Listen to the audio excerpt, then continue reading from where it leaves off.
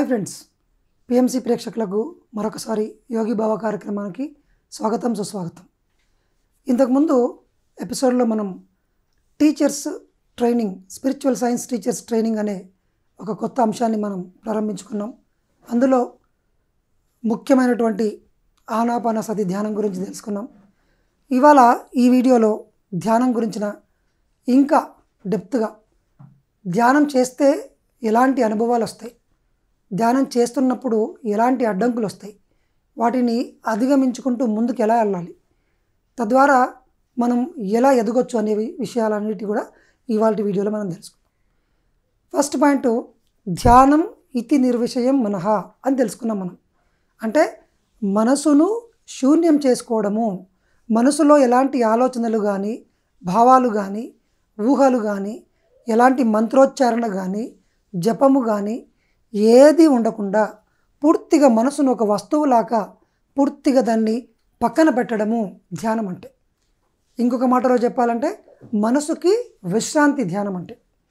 So మన మనసు చిన్నప్పటి నుంచి, ఏర్పడినప్పటి నుంచి కంటిన్యూస్గా పనిచేస్తుంది కాబట్టి అది విశ్రాంతి పొందలేదు ఎప్పుడు. ఇప్పుడు మనం ధ్యానం ద్వారా విశ్రాంతి ఇస్తాం. ఏం జరుగుతుంది ధ్యానంలో? ఇక చిన్న కంపారిజన్ చేద్దాం. సార్, మనం నిద్రపోతాం కదా, మరి మనసుకు మనం విశ్రాంతి ఇస్తాం కదా. శరీరానికి విశ్రాంతి ఇస్తున్నాము, మనసు కూడా పనిచేయట్లేదు కదా నిద్రలో అని. సో మనసులో నిద్రపోయినప్పుడు మన మనసు లోపల ఉదయం నుంచి సాయంత్రం వరకు జరిగినటువంటి సంభాషణలన్నీ, లేదా నిన్నటి మొన్నటి సంభాషణలన్నీ కూడా మనకు కళల రూపంలో ఫ్యాబ్రికేట్ అయ్యి ఒక సినిమా లాగా ముందుకు వస్తాయి. మేబీ అవి మనకు గుర్తు ఉండొచ్చు, ఉండకపోవచ్చు, కానీ నిద్రలో కూడా మనసు పనిచేస్తూనే ఉంటుంది. కాకపోతే మెలుకొని ఉన్నప్పుడు కన్నా తక్కువ స్థాయిలో పనిచేస్తుంది. అందుకే ఈ బ్రహ్మరంధ్రం ద్వారా నిద్రలో కూడా మనం కొద్దిగా కాస్మిక్ ఎనర్జీని తీసుకుంటాం. తినడం ద్వారా మనకు ఎనర్జీ వస్తుంది, నిద్రలో కూడా మనకు శక్తి వస్తుంది. కాకపోతే ఇక్కడ ధ్యానానికి నిద్రకు ఉన్న తేడా మనం ఇవాళ తెలుసుకుందాం. ధ్యానంలో జరుగుతున్న ప్రతి అంశము మనకు చక్కగా ఎరుకలో ఉంటుంది. శరీరం విశ్రాంతి పొందుతుంది, మనసు పూర్తిగా విశ్రాంతి పొందుతుంది, కానీ మనకు అన్నీ వినిపిస్తూ ఉంటాయి, మనకు అన్నీ అర్థమవుతూ ఉంటాయి. మనసు పనిచేయదు, కానీ మనసు ఉంటుంది. మనసు పూర్తిగా కామ్గా, ప్రశాంతంగా, అలలు లేనటువంటి చెరువులాగా కంప్లీట్గా స్టిల్నెస్లో ఉంటుంది. అలాంటి స్థితిలో బ్రహ్మరంధ్రం పూర్తిగా విచ్చుకొని విశ్వమయ ప్రాణశక్తికి కనెక్ట్ అవుతుంది. ఎంత మనసు శూన్యమైతే అంత ఎక్కువ ధ్యాన శక్తిని మనం తీసుకోవచ్చు. కొద్దిగా మనసు శూన్యమైందనుకోండి, కొద్ది మొత్తంలో ప్రాణశక్తి మన లోపలికి వస్తుంది. ఎక్కువ మొత్తంలో మనకు మనసు శూన్యం అయితే ఎక్కువ మొత్తంలో ఎనర్జీ వస్తుంది. అంటే మన ఆలోచనలు ఎంత తగ్గితే అంత శక్తి, పూర్తిగా తగ్గితే అపారమైన శక్తికి మనం కనెక్ట్ అవుతాం. సో ఈ విధంగా యోగులు ఏం చేస్తారంటే ఎక్కువగా భౌతికమైనటువంటి ఆహారం మీద ఆధారపడరు. వాళ్ళు ఎప్పుడు కళ్ళు మూసుకొని ఉంటారు, ధ్యానం చేస్తూ ఉంటారు. అందుకే వాళ్ళు నీళ్లు తీసుకోరు, భోజనం తీసుకోరు. ఎలాంటి మనం ఏం పాటిస్తున్నామో, ఏవి లేకుండా అయితే మనం బతకలేమనుకుంటున్నామో వాళ్ళందరూ, ఆ యోగులందరూ ఆ హిమాలయాల్లో అటువంటి శీతోష్ణ స్థితులలో ఎంత చక్కగా ఆరోగ్యంగా బతకగలుగుతున్నారు. ఎందుకంటే వాళ్ళు ఈ ప్రాణశక్తిని ఎంతో తీసుకుంటారు. వాళ్ళకి ఆహారం అవసరం లేదంతా. నిజానికి మనం తీసుకున్న ఆహారం కూడా లోపలికి వెళ్ళి శక్తిగా మారుతుంది. మనకు శక్తి అవసరం, ఆహారం కాదు.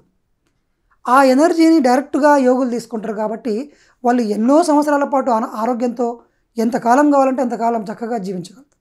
మనము కూడా అది సాధించవచ్చు ధ్యానం చేస్తే. సో నిద్రలో వచ్చిన ధ్యానం కన్నా 100 రెట్ల ఎక్కువ విశ్వమయ ప్రాణశక్తి ధ్యానంలో వస్తుంది. కాబట్టి ప్రతి ఒక్కరు కూడా ధ్యానంలో ఎప్పటికప్పుడు మనకు ఏమాత్రం అలసట వచ్చినా, టెన్షన్ వచ్చినా, బాధలు వచ్చినా కానీ తక్షణమే ఎక్కడికో వెళ్ళిపోతాం కదా మనము. ఎక్కడికి వెళ్ళొద్దు. మీ ఇంట్లోకి వెళ్ళండి, మీ రూమ్ మూసుకోండి, చక్కగా కళ్ళు రెండు మూసుకోండి, స్థిరమైన సుఖాసనంలో కూర్చోండి, శ్వాసను గమనించడం మొదలుపెట్టండి. మెల్లమెల్లగా ఆ ఒత్తిడితో కూడుకున్న ఆలోచనలు తగ్గుతాయి. ఆ బాధతో కూడుకున్నటువంటి ఆ నెగిటివ్ థాట్స్ అన్నీ కూడా మొత్తం కామ్ డౌన్ అవుతాయి. ఎంతో అద్భుతమైనటువంటి ప్రశాంతమైన స్థితి మీకు వస్తుంది. సో ఈ విధంగా మనకు నిద్రలో కూడా శక్తి వస్తుంది, ధ్యానంలో శక్తి వస్తుంది. కానీ నిద్రలో మనసు చాలా మటుకు పని చేస్తూ ఉంటుంది, కొద్దిగా మందగిస్తుంది అంతే. సో ఇప్పుడు నిద్ర, ధ్యానం ఒకసారి చూద్దాం.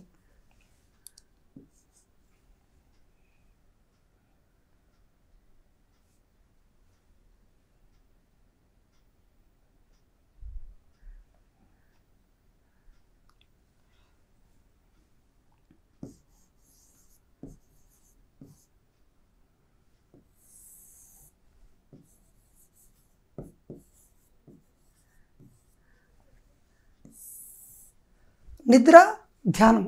నిద్రలో మనసు పనిచేస్తూ ఉంటుంది, మనస్సు కలలు కంటుంది.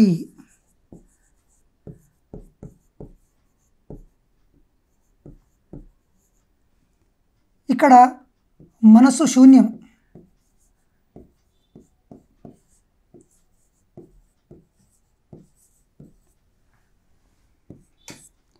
రెండవది, నిద్రలో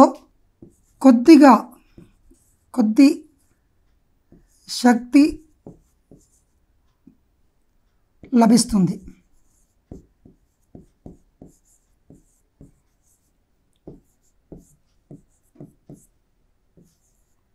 ఇందులో ధ్యానంలో అపారమైన శక్తి.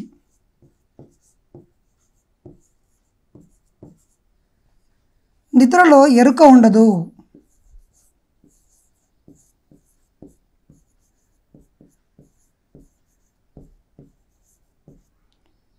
ధ్యానంలో సంపూర్ణ ఎరుక ఉంటుంది.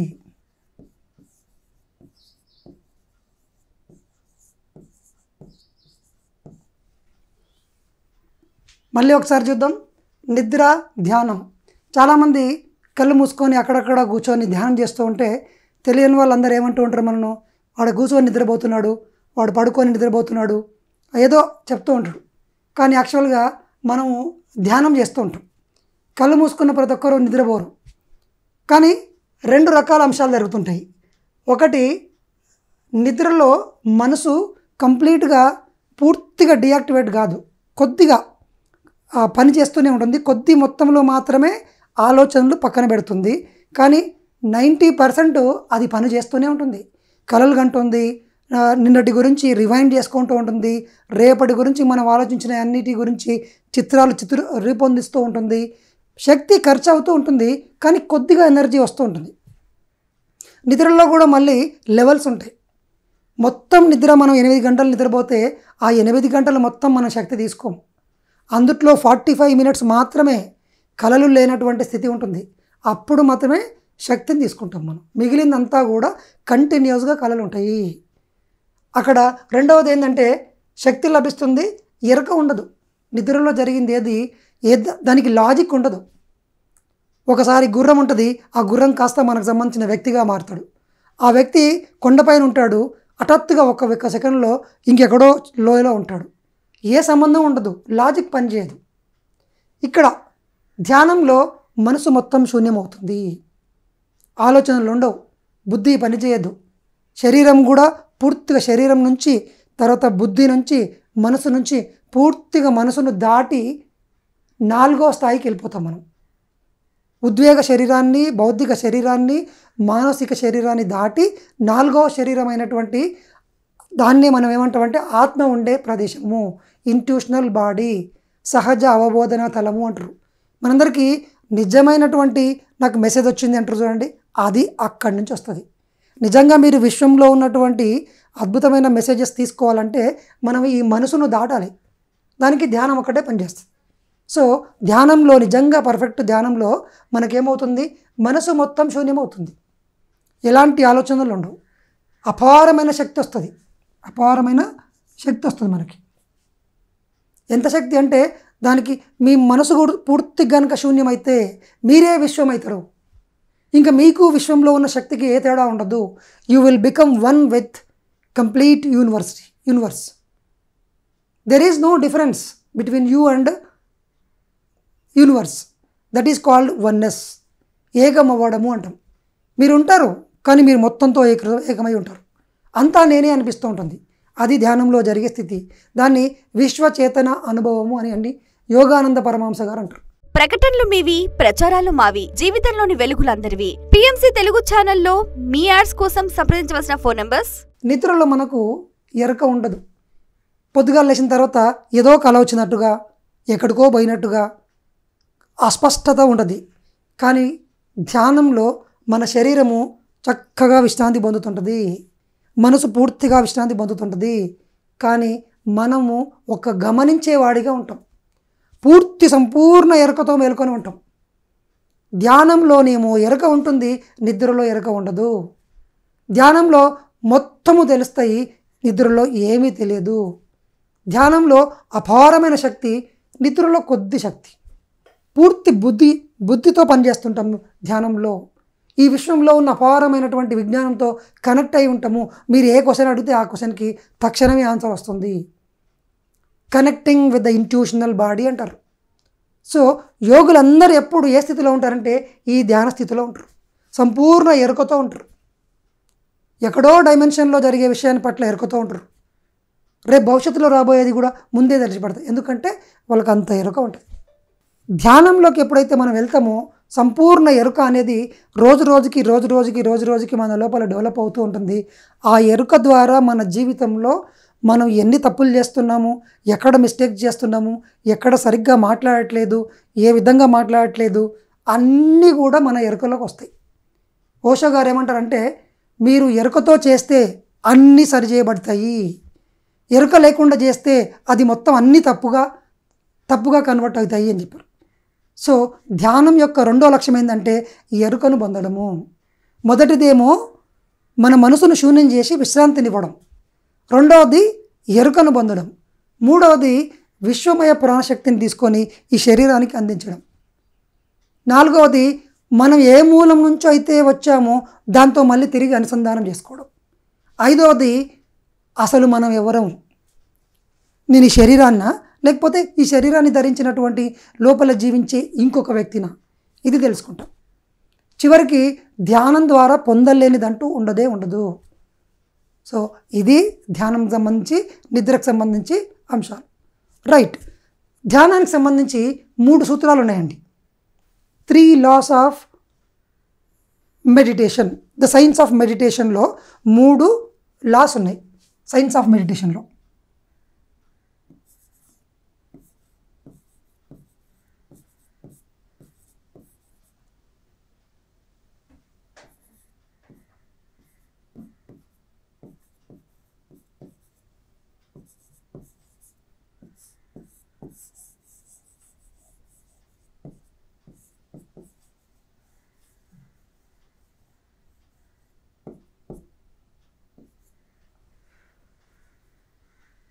ధ్యానం అనేది ఫస్ట్ పాయింట్ మనం తెలుసుకోవాల్సింది ఏంటంటే ఇదొక సైన్స్. ఫిజిక్స్, కెమిస్ట్రీ, మ్యాథమెటిక్స్ ఎలాగో ధ్యానం అనేది కూడా శాస్త్రము, విజ్ఞాన శాస్త్రములాగా ఒక physics, chemistry, mathematics, electronics, engineering ఎలాగైతే ఉందో ధ్యానం అనేది ప్యూర్ సైన్స్. అది ఒక నమ్మకం కాదు, ఒక మతానికి సంబంధించింది కాదు, ఒక ప్రాంతానికి చెందింది కాదు. ఈ భూమి మీద ఉన్న ప్రతి ఒక్కళ్ళకి పనికొచ్చేది, శ్వాస ఉన్న ప్రతి ఒక్కళ్ళకి వర్తించేది, అదొక శాస్త్రం. ఇప్పుడు కెమెరా ఉంది, ఈ కెమెరా ఏ మతానికి చెందింది? It is a tool which can capture all the scenery which is in front of the camera. So that in the same way meditation is also a tool which can help you all other people to come out of all the problems, to connect with the source. So ధ్యానం అనేది pure science. మరి సైన్స్లో ఏముంటాయి? సూత్రాలు ఉంటాయి. మరి ధ్యానంలో ఏముండాలి? 3 సూత్రాలు ఉన్నాయి. ఒకటవది 3 laws, 3 laws. 1, when you observe your breath,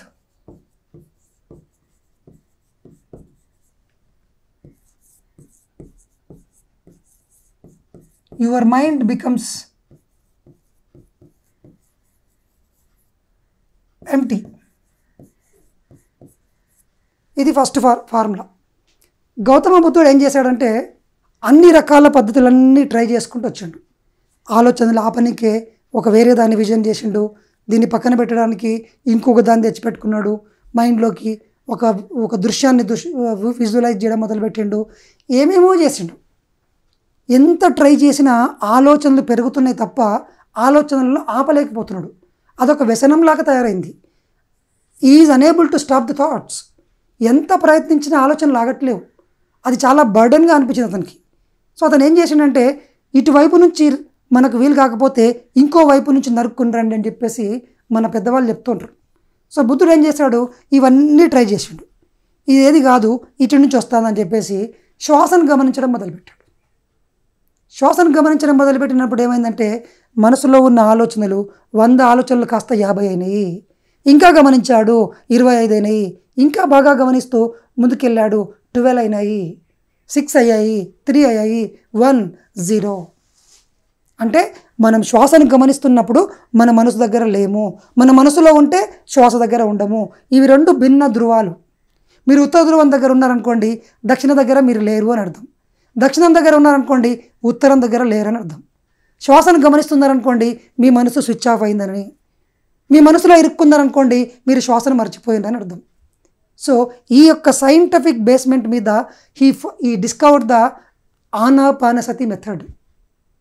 చూడండి ఇక్కడ ఏం లా ఉంది. First, when you observe your breath, మీ శ్వాసను ఎప్పుడైతే మీరు గమనిస్తారో, యువర్ మైండ్ బికమ్స్ ఎంప్టీ. మీ మనసులో ఉన్న ఆలోచనలన్నీ పూర్తిగా శూన్యమవుతాయి. ఇది ఫస్ట్ లా. సెకండ్ లా,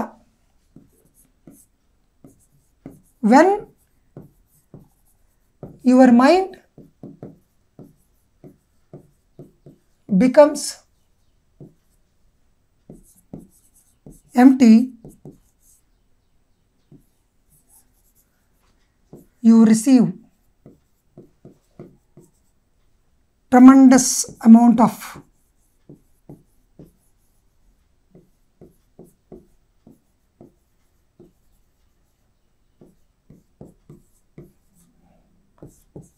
cosmic energy. ఇది సెకండ్ లా. బాగా గుర్తుపెట్టుకుందాం, మెడిటేషన్ అనేది ఒక సైన్స్లో ప్రతి దాంట్లో ఉన్నట్టుగానే దాంట్లో సూత్రాలు ఉంటాయి. ఇందులో కూడా 3 సూత్రాలు ఉన్నాయి. ఫస్ట్ సూత్రము, when you start observation of your breath, when you focus here, when you become one with your natural breath, మీ ఆలోచనలన్నీ gradually, slowly, your thoughts becomes slow down and down. It becomes lower and lower, lesser and lesser. At one point, all your thoughts become empty. Me mind మొత్తం ఖాళీ అయిపోతుంది, మీ మనసు ఆగిపోతుంది, ఒక మనోశూన్యత ఏర్పడుతుంది. అప్పుడు రెండవ లా ఏం చెప్తుందంటే, మీ మనసు ఎప్పుడైతే శూన్యమవుతుందో మరి అప్పుడు ఏమవుతుంది, అది రెండో సూత్రం చెప్తుంది. ఏమవుతుంది అంటే, you receive tremendous amount of cosmic energy. అంటే అపారమైనటువంటి విశ్వమయ ప్రాణశక్తి మీ శరీరంలోకి ప్రవహిస్తుంది. ఇది రెండవ లా. మూడవ లా దగ్గరికి వెళ్దాం. When your body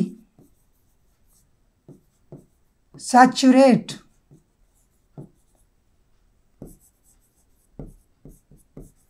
with cosmic energy,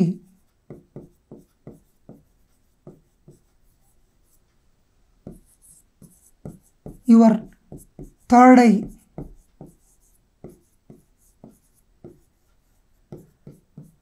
will be activated. మూడో లా ఏం చెప్తుందంటే, మీరు ధ్యానం చేస్తూ ఉంటే క్రమక్రమంగా మీ ఆలోచనలన్నీ తగ్గుతూ శక్తిని తీసుకోవడం మొదలు పెడతారు. ఏదో ఒక రోజు మీ మనసును పూర్తిగా మీరు శూన్యం చేయడానికి మీకు మాస్టరీ వస్తుంది. అప్పుడు ఏం జరుగుతుంది, ఎంతో శక్తిని మీరు తీసుకుంటారు. మరి శక్తి వచ్చినప్పుడు ఏమవుతుంది, శరీరంలో ఏవేవో జరుగుతుంది. అది నేను నెక్స్ట్ చెప్తాను. సో ఆ జరిగినంత తర్వాత శరీరం ఎప్పుడైతే పూర్తిగా అన్ని క్రియలన్నీ అయిపోగొట్టుకొని శరీరం మొత్తం శక్తితో నిండి ఉంటుందో, సాచ్యురేట్ అంటే సంపూర్ణ స్థితికి చేరుకుంటుందో, శక్తిపరంగా పూర్తి ఇంకొక బిట్టు కూడా ఎనర్జీ లోపలికి అవసరం లేదనే స్థితికి వస్తుందో, అప్పుడు ఏం జరుగుతుంది, మీ మూడో కన్ను సహజంగానే యాక్టివేట్ అవుతుంది. ఏ వ్యక్తి వచ్చి మీ థర్డ్ ఐని యాక్టివేట్ చేయరు. దానంతకు అదే అవుతుంది. ఎప్పుడవుతుంది? మీ శరీరం మొత్తం శక్తితో నిండి ఉండాలి. మీ శరీరం మొత్తం ఎనర్జీ బండాగారంగా ఉండాలి. You must become reservoir of energy with cosmic energy. Then naturally your third eye which is closed so far will be activated. అత్యంత సహజంగా మీ మూడవ కన్ను ఉత్తేజితమవుతుంది, దివ్యచక్షువు ఓపెన్ అవుతుంది, మీకు కలర్స్ కనిపించడం మొదలు పెడతారు, వ్యక్తులు కనిపిస్తారు, ఎక్కడెక్కడో దూరాలున్న ఆ విషయాలన్నీ కనిపిస్తూ ఉంటాయి, ఎక్కడో మాట్లాడుకున్న విషయాలన్నీ వినిపిస్తుంటాయి. మీ గత జన్మలు మీరు చూసుకోగలుగుతారు. బుద్ధుడికి జరిగింది అదే. బుద్ధుడు ఎప్పుడైతే మూడవ కన్ను ఓపెన్ అయిందో తన గత జన్మలన్నీ చూసుకున్నాడు. ఆయన 549 లైఫ్ టైమ్స్ మొత్తం చూసుకున్నాడు. ఎందుకు? ఆయన ఆనాపానసతి ధ్యానం చేసిండు. తర్వాత ఆయన మనసు మొత్తం శూన్యమైంది. అపారమైన శక్తిని తీసుకున్నాడు. నాడీ మండల శుద్ధి జరిగింది. తర్వాత శక్తి అంతా, ఆ మిగతా శక్తి, ధ్యాన శక్తి అంతా కూడా నిలువ పెరుగుతూ పెరుగుతూ పెరుగుతూ శరీరం అంతా నిండిపోయింది. తర్వాత ఏమైంది? సహజంగానే ఈ మూడో కన్ను ఓపెన్ అయింది. ఆ మూడో కన్ను ఓపెన్ అయిన 2.5 గంటల్లో 549 జన్మలన్నీ చక్కగా చూసుకున్నాడు.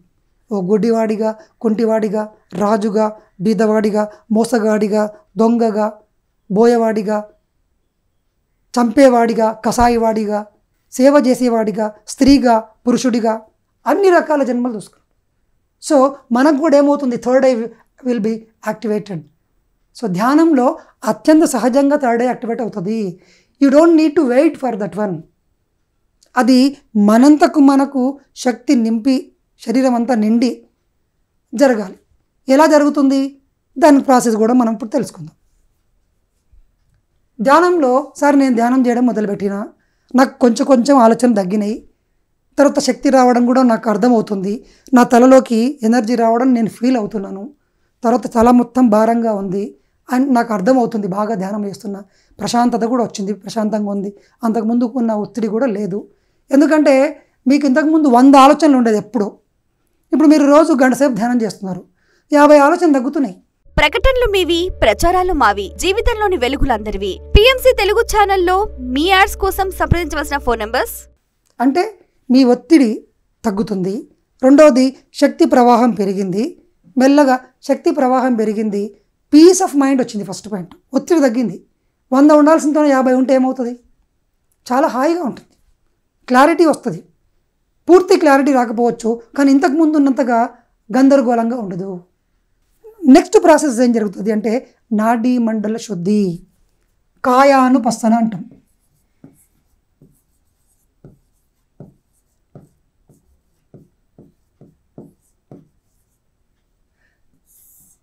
దీన్నే నాడీ మండల శుద్ధి.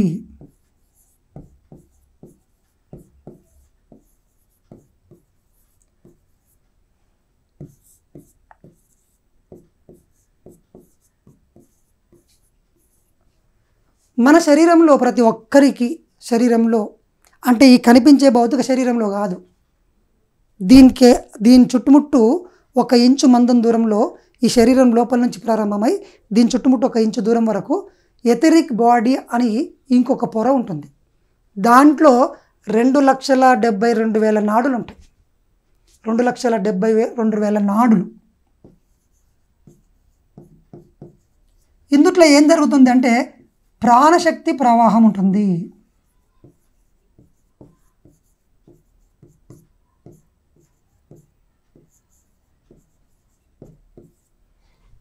ప్రాణశక్తి, మన ధ్యానంలో శక్తి వస్తుంది కదా సార్, మరి నిద్రలో శక్తి వస్తుంది కదా, అది ఈ శరీరం గుండా పోతుందా? ఈ శరీరం గుండా పోదు. ఆ శక్తి డైరెక్ట్గా ఈ శరీరానికి పనిచేయదు. ఫస్ట్ ఏ దానిలోకి వస్తుంది? బ్రహ్మరంధ్రం ద్వారా వచ్చి, బ్రహ్మరంధ్రం దేనికి కనెక్ట్ అయి ఉంటుందంటే నాడీ మండల శరీరానికి. దాన్నే మనం ఏమంటామంటే ఎథెరిక్ బాడీ అంటాం.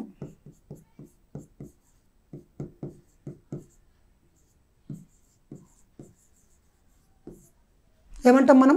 Etheric body. ఈ ఎథెరిక్ బాడీలో 2,72,000 నాడులు ఉంటాయి. అయితే ఇందాక మనం చెప్పుకున్నాం, ధ్యాని కాని వాడికి శక్తి కోసం దేని మీద ఆధారపడతాడు? భోజనం మీద ఆధారపడతాడు, నిద్ర మీద ఆధారపడతాడు. మరి వచ్చిన శక్తిని మనం ఎలా వాడుకుంటామో మనందరికీ బాగా తెలుసు. సో మన నిజ జీవితంలోకి పనికొచ్చే శక్తి ఏమాత్రం సరిపోతుంది. అనవసరంగా మనం ఖర్చు పెట్టినాం కాబట్టి సరిపోదు. సరిపోనప్పుడు మరి ఏమవుతుంది? మరి 2,72,000 నాడుల్లోకి శక్తి ప్రవాహం సరిపోతుందా? సరిపోదు. అన్ని చోట్లకి అది ప్రవాహం లేదు, తగినంత ఉంటే ప్రవహిస్తుంది. మరి అప్పుడు ఏం జరుగుతుంది సార్?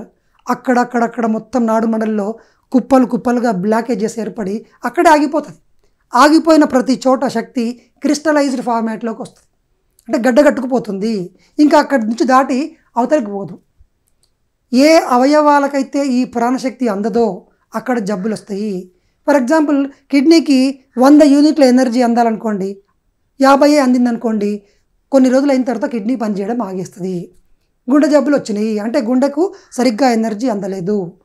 ఎక్కడైతే జబ్బులు వస్తున్నాయో ఆ జబ్బులన్నిటికీ మూల కారణం ఎక్కడ ఉంటుందంటే ఈ ఎథరిక్ బాడీలో ఉంటుంది. దాన్ని నాడీ మండల శరీరము అంటాం.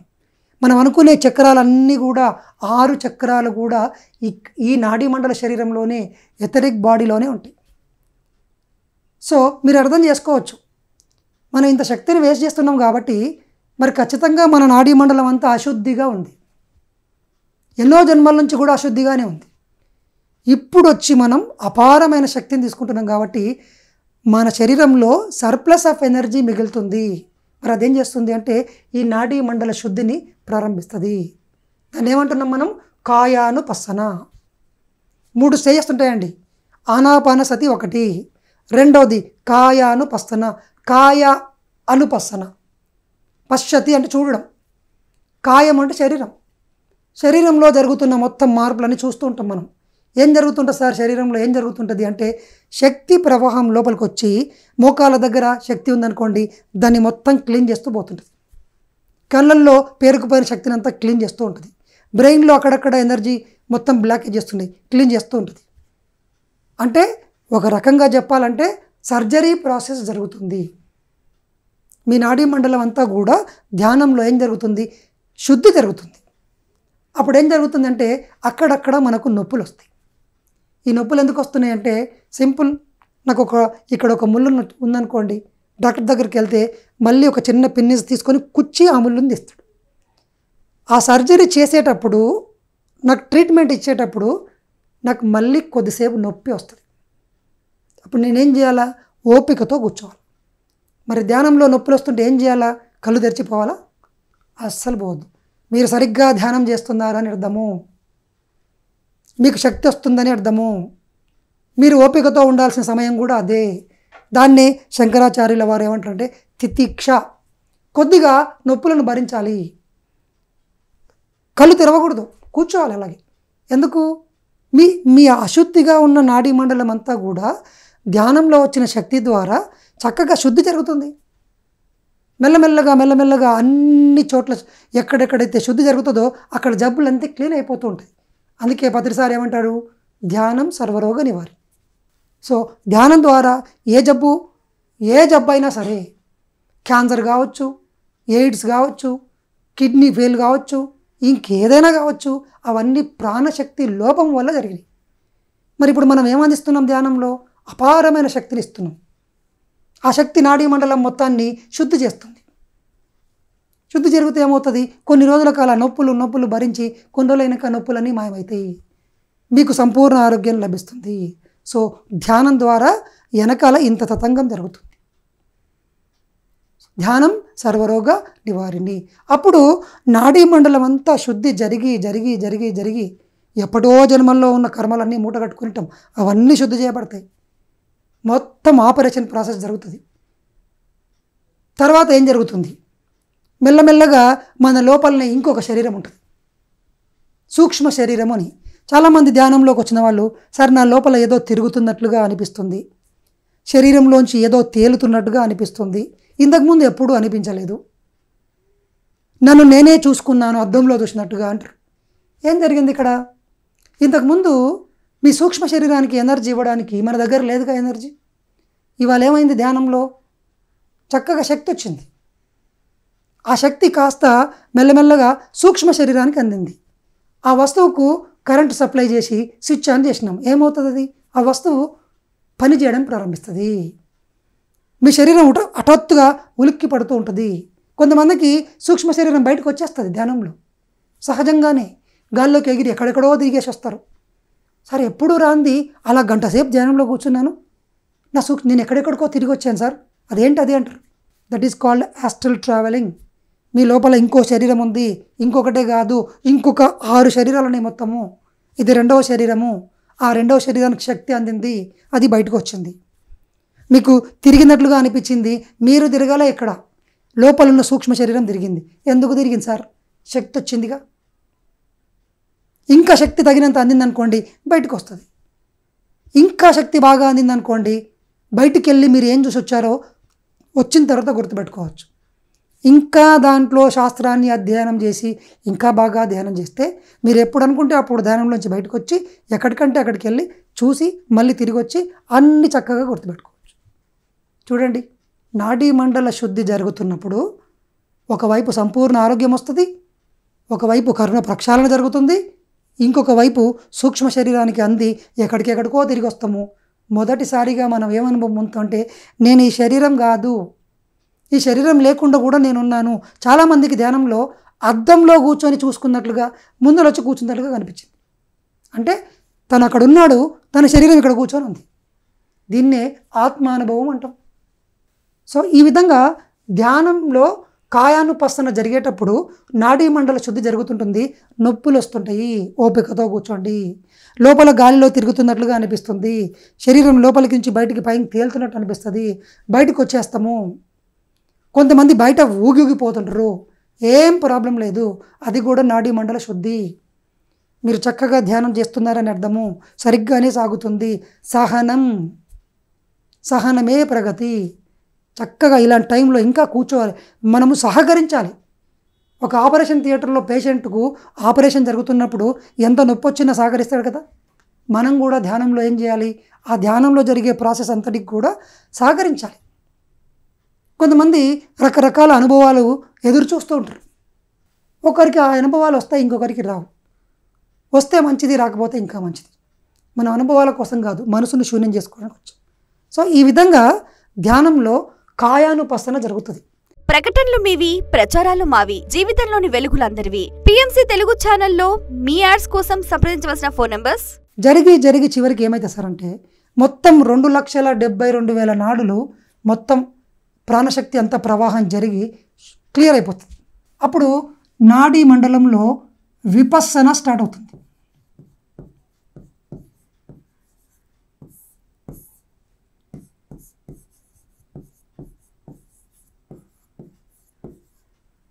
ఎస్. సో ఇక్కడ ఏం జరుగుతుంది, 2,72,000 నాడులు మొత్తం పూర్తిగా శుద్ధి జరిగి శక్తి నిల్వలు పెరుగుతాయి.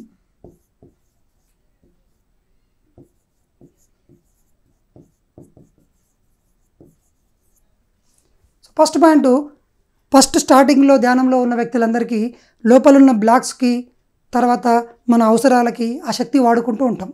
అప్పులు బాగా ఉన్నాయనుకోండి, సంపాదిస్తూ ఉన్నాము, వచ్చి చిట్టీలు కడుతున్నాం, ఆ అప్పులకి ఈఎంఐలు కడుతున్నాం. కానీ ఎన్ని సంవత్సరాలు అలా కడతాం? అయిపోయేంత వరకే. ఆ తర్వాత ఏమవుతుంది, మెల్లమెల్లగా సేవింగ్స్ పెరుగుతాయి.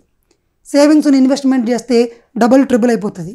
ఆ తర్వాత ఒక పెద్ద ఇల్లు కొనుక్కుంటాం, ఒక పెద్ద కారు కొనుక్కుంటాం, లేదా ఒక 10 ఎకరాల పొలం కొనుక్కుంటాం. సేమ్ ఇక్కడ కూడా అలాగే జరుగుతుంది. 2,72,000 నాళ్ళు పూర్తిగా శుద్ధి జరిగి శక్తి నిల్వలు మన శరీరంలో పెరిగి ఇక్కడ థర్డ్ ఐ ఉంది కదా, అది యాక్టివేట్ అవుతుంది. ఒక పెద్ద కెమెరా కొనుక్కున్నట్టు లెక్క, టెలిస్కోప్ కొనుక్కున్నట్టు లెక్క. ఇంకా దాంతో మనకు మళ్ళీ దానికి శక్తి కావాలి, అది పని చేయాలని శక్తి కావాలి. సార్ నా థర్డ్ ఐ ఓపెన్ అయింది కదా, ఇంకా నేను ధ్యానం పని చేయొచ్చా? పనికిరాదు. థర్డ్ ఐ మళ్ళీ పని చేయాలా ప్రతిరోజు అంటే దానికి మళ్ళీ శక్తిని ఇవ్వాలి. ధ్యానం సూక్ష్మ శరీరం ప్రతిరోజు పోవాలంటే దానికి శక్తిని ఇవ్వాలి. ఏమి జరగాలన్నా శక్తి కావాలి. ఆ శక్తి ఎక్కడి నుంచి వస్తుంది? ఫ్రీగా కళ్ళు మూసుకుంటే వస్తుంది ధ్యానంలో.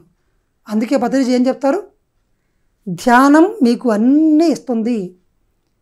ధ్యానం ద్వారా సూక్ష్మ శరీరం చేయొచ్చు, ధ్యానం ద్వారా నాడీ మండల శుద్ధి జరుగుతుంది, ధ్యానం ద్వారా మన గత జన్మలు తెలుసుకోవచ్చు, ధ్యానం ద్వారా ఇంట్యూషన్ని పొందొచ్చు, ధ్యానం ద్వారా భవిష్యత్తును దర్శించవచ్చు, ధ్యానం ద్వారా వేరే లోకాల్లో ఉన్న మాస్టర్లకు వెళ్ళి కలిసి వాళ్ళ దగ్గర ఉన్న జ్ఞానాన్ని పొందొచ్చు.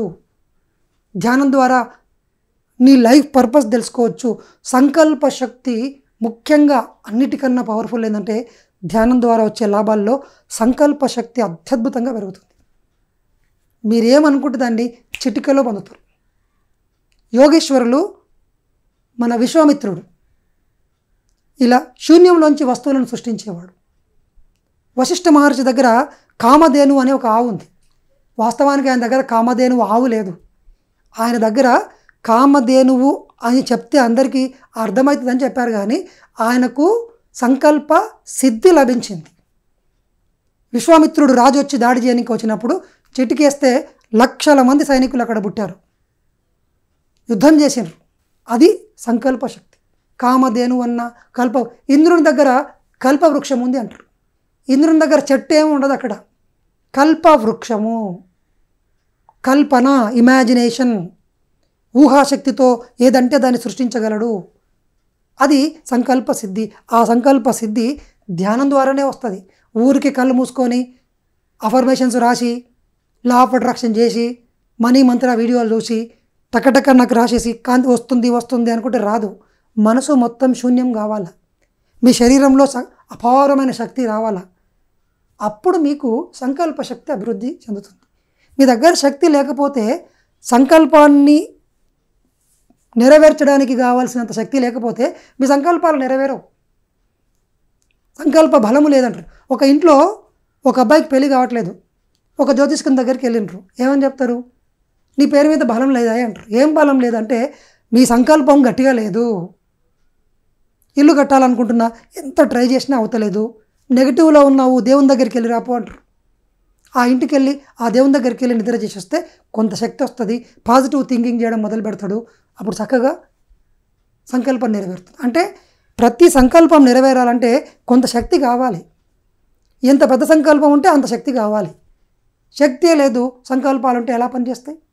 సో మీరు కోరుకున్న జీవితాన్ని సృష్టించగలిగే సంకల్ప శక్తి మీకు ధ్యానం ద్వారా వస్తుంది. కానీ ధ్యానం ఎన్ని స్టెప్పుల్లో ఉంది బాగా అర్థం చేసుకుందాం. ఆనాపానసతి అంటే శ్వాసను గమనించే స్థితి.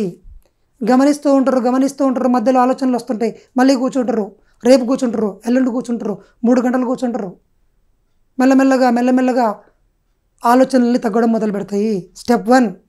రెండవది శక్తి ప్రవాహం స్టార్ట్ అవుతుంది. అప్పుడు 2వ స్టేజ్లోకి వస్తాము, కాయానుపස්සన. ఏంటది? నాడీ మండలం అంతా శుద్ధి జరగడం మొదలు పెడుతుంది.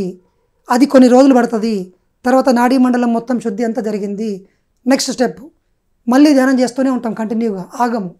అప్పుడు వచ్చిన శక్తి ఖర్చు కాదు, లోపల ఉండడం మొదలు పెడుతుంది. పెరిగి ఒకానొక రోజు వస్తుంది. మీరు డబ్బులు సేవ్ చేసుకుంటూ పోయినరు, ఒకానొక రోజు అయిన తర్వాత 10 లక్షలు వచ్చిండ్రు, పోయి ఒక ప్లాట్ కొంటారు. అలాగే శక్తి నిల్వలు పెరిగినాక ఒకానొక రోజు మీ థర్డ్ ఐ ఓపెన్ అవుతుంది. ఓపెన్ అయింది కదా, బంద్ చేస్తే కుదరదు, అది ఇంకా పర్ఫెక్ట్ కావడం, మళ్ళీ ధ్యానం చేస్తూనే పోవాలి. ఆ రోజు మీ గత జన్మలన్నీ మీరు చూసుకుంటారు, మీకు అన్నీ కనిపిస్తాయి. దాన్ని ఏమంటాం అంటే విపස්සన అంటాం. విపස්සన అంటే సత్యనారాయణ గోయంక గారు అక్కడెక్కడో కూర్చొని దానిలో శరీరంలో జరిగేదాన్ని గమనిస్తూ ఉన్నారు, దాన్ని అది కాదు. విపස්සన అంటే విశేషంగా పశ్యతి, అంటే ఎవ్రీ డీటెయిల్ని మనం గమనిస్తాం. 3 లోకాల్లో ఉన్న జ్ఞానాన్ని మనం గమనించగలం. త్రికాల జ్ఞానులం అవుతాం, త్రిలోక సంచారులం అవుతాం with your third I. That will be activated through your own meditation. This is the 3rd step. ఈ విధంగా సహజంగా మనము ఒక్కొక్క స్టెప్ ఎక్కుతూ రావాలి.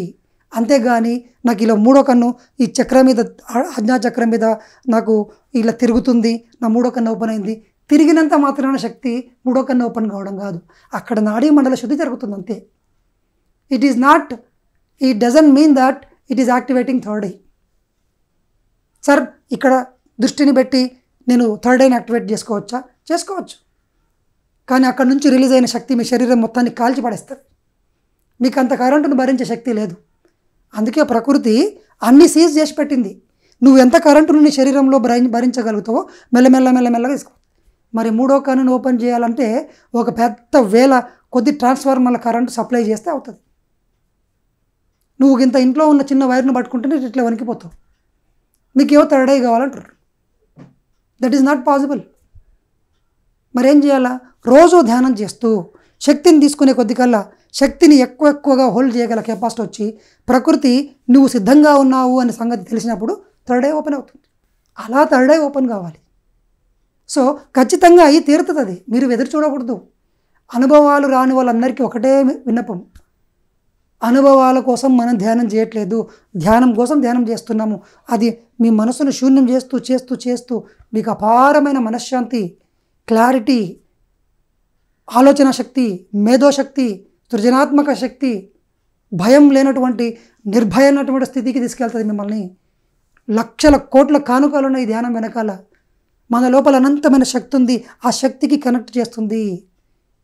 సో ధ్యానం చేద్దాం మై డియర్ ఫ్రెండ్స్. ఈ రెండు వీడియోల్లో కూడా మీకు ధ్యానం గురించిన పూర్తి వివరాలన్నీ కూడా ఇవ్వడం జరిగింది. ధ్యానంలో రకరకాల అనుభవాలు వస్తాయి. దాన్ని విశ్లేషించకండి. అనుభవాలు వచ్చినాయా, సాక్షిగా చూడండి, వదిలేయండి. రోడ్డు పంట మనం వెళ్తూ ఉన్నాం ట్రైన్లో ఎక్కి, ఏవేవో కనిపిస్తూ ఉంటాయి. అది కాదు మన లక్ష్యం. మనం ఢిల్లీ వెళ్దాం అనుకొని ట్రైన్లో ఎక్కాం. చెట్లు కనిపిస్తాయి, అడవి కనిపిస్తుంది, నది కనిపిస్తుంది, బ్రిడ్జ్ కనిపిస్తుంది, పెద్ద బిల్డింగ్ కనిపిస్తుంది, పక్కన ఇంకో ట్రైన్ పోతుంది, మధ్యలో స్టాప్స్ వస్తాయి. We don't care about it, we just watch it. సాక్షిగా ఉంటాం. ధ్యానంలో కూడా అనుభవాల్ని విశ్లేషించొద్దు, అనుభవాల గురించి ఎదురు చూడొద్దు. మీరు రోజు మటుకు ధ్యానం చేస్తూ పోండి. మీకు ఆరోగ్యం వస్తుంది. ఫస్ట్ ధ్యానం వల్ల సంపూర్ణ ఆరోగ్యం సిద్ధిస్తుంది. రెండవది ధ్యానం సకల భోగకారిణి అని చెప్పారు కదా, అంటే సంపదలన్నీ తీసుకొచ్చి ఇస్తుంది. నేను ఇందాక చెప్పాను, సంకల్ప శక్తి వస్తుంది. ఎప్పుడు? సంకల్ప శుద్ధి. అంటే మీ ఆలోచనకి వికల్పం రాదు. ధ్యానం చేసే వాళ్ళకి నాకు ఆరోగ్యం కావాలి, అలా ఎలా సాధ్యమవుతుంది అని ధ్యానం చేయని వాళ్ళకి వెంబడి థాట్ వస్తుంది. కానీ బాగా ధ్యానం చేసే వ్యక్తికి నాకు ఆరోగ్యం వస్తుంది అంటాడు. కాబట్టి మనం ఏం చేస్తాము? బాగా ధ్యానం చేస్తాము సంకల్ప శక్తి రావాలంటే. సో ఏదో పుస్తకం చదివి, థాట్ పవర్లో సేతుది చెప్పి చదివి 2 సంకల్పాలు రాసి నా వల్ల అయితలేదు sir, don't say like this. Continues and regular basis of meditation. బిగినర్స్కి అయితే ఒకటే చెప్తాను నేను, 41 days రోజు 2 గంటల పాటు ధ్యానం చేయండి. ఎవరిని నమ్మొద్దు.